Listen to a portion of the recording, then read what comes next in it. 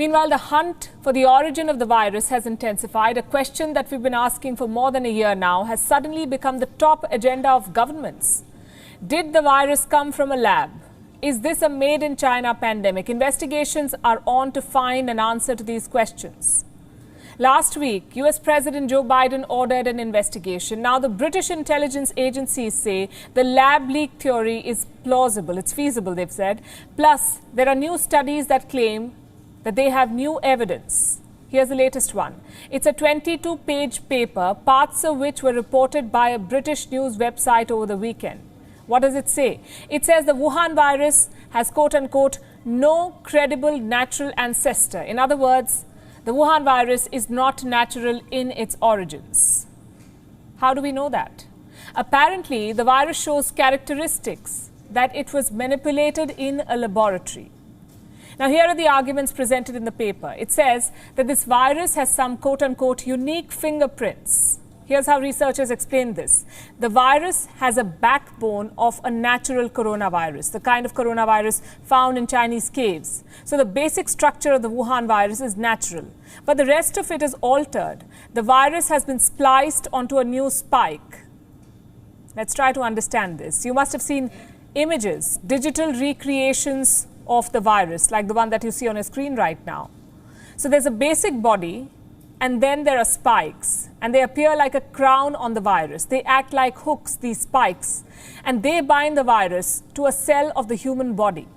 Now, once the spike is hooked to your body, it opens a channel, and this is how the virus infects a human cell. So how was this virus made? The paper says it could have been the result of a gain-of-function research. Gain-of-function, we've been telling you about this for a while now. Gain-of-function involves modifying viruses. So you take a virus and you change it to make it more infectious. Essentially, you're creating dangerous variants of a virus in a laboratory. Why would anyone do it? Researchers say they do this to study the effect of these variants on the human body.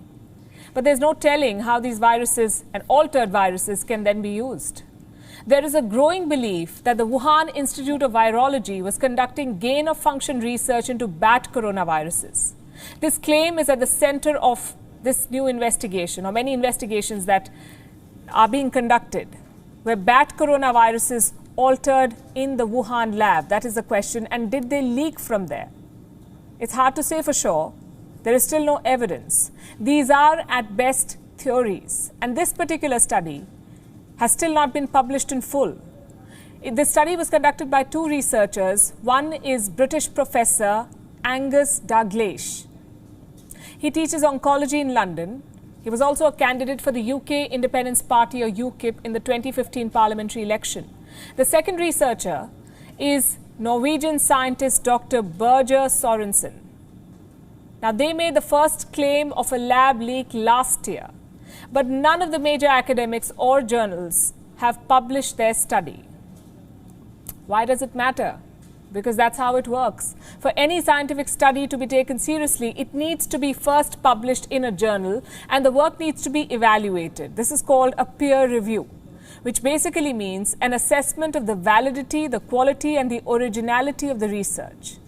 So this study from the UK must undergo more scrutiny. But the lab theory in general is getting a lot of support.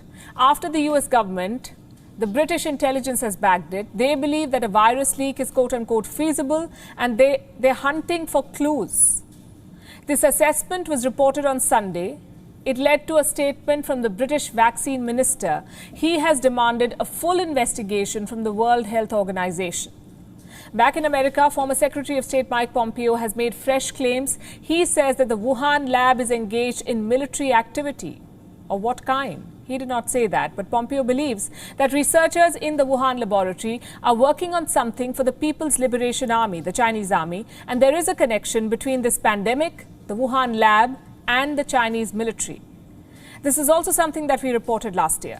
China's top military virologist was sent to Wuhan. She was apparently on a mission to, quote-unquote, understand the virus. Chen Wei was deployed to the Wuhan Institute of Virology, and reports say that Chen was there to develop treatments for patients. She later developed a vaccine too.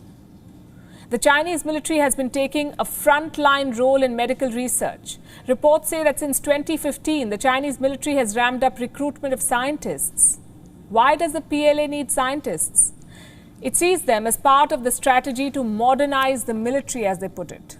So Mike Pompeo's statement is significant. So are all the other assertions about the possibility of a lab leak. But how many of them can be proved? That's what it boils down to. How many of these claims can be backed by evidence? Experts say the United States must share what it knows. It must share the evidence it has.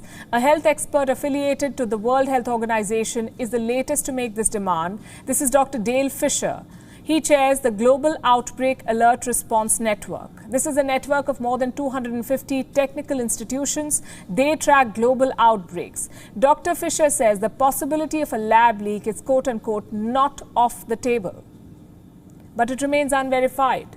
And he has urged the US to share what it knows. In fact, this applies to all. The World Health Organization says it wants to reach out to member states and discuss any intelligence that is available. We will be reaching out to member states in the way we normally would in order to seek their guidance as to whether there is further expertise available that could join with this international effort, especially in the next phase, where more specialist studies may be needed in order to further elucidate the origins of the virus.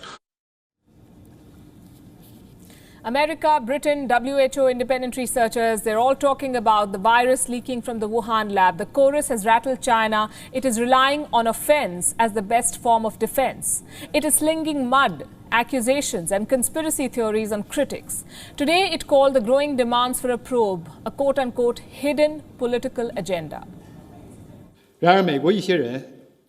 However, some in the US, turning a blind eye to facts, science and the questionable study of origins and botched response at home, kept fabricating the lie that the virus was leaked from the Wuhan Institute of Virology and unreasonably asking China to pay for their own inaction. This shows that they don't care about the facts or truth and have zero interest in a serious science-based study of origins. Their aim is to use the pandemic to pursue stigmatization and political manipulation. They are being disrespectful to science, irresponsible to our lives, especially American lives, and counterproductive to concerted global efforts to fight the virus. From victim to wolf, China has tried to play all, but the world continues to push for answers on the Wuhan lab. Last week, India joined the global push for a further investigation. This story, we say, has just begun. WION is now available in your country. Download the app now and get all the news on the move.